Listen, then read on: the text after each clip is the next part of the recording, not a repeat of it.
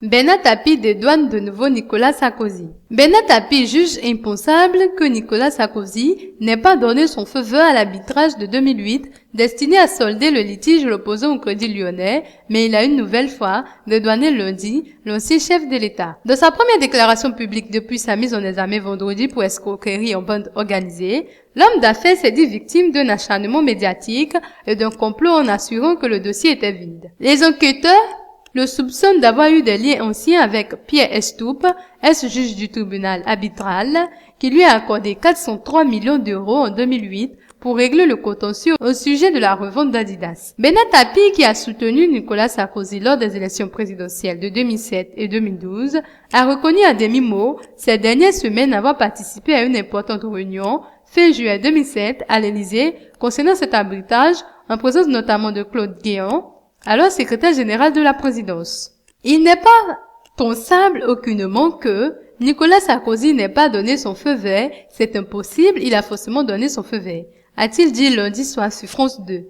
Mais entre donner son feu vert et donner son accord ou être à la manœuvre. On essayait de l'accrocher, c'est lui qu'on visait dans les faits, a-t-il ajouté, assurant que l'ancien chef de l'État n'avait pas l'intention de s'en mêler. L'homme d'affaires a expliqué être venu à plusieurs reprises à l'Élysée pour défendre son dossier, jamais devant le président de la République, mais devant les conseillers chaque fois que me l'ont demandé.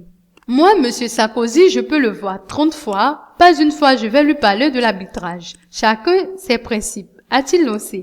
Bernard Tapie, 70 ans, a passé 4 jours en garde à vue dans les locaux d'un hôpital parisien.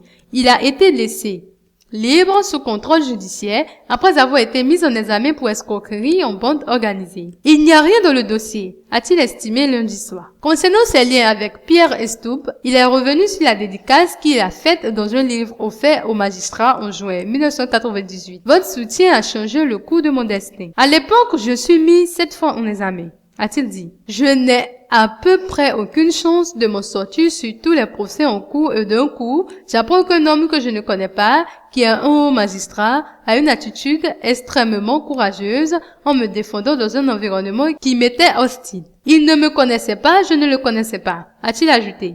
Outre Bernard Tapie et son avocat Maurice Lantoun, 3 autres personnes ont été mises en examen pour escroquerie en bande organisée dans ce dossier.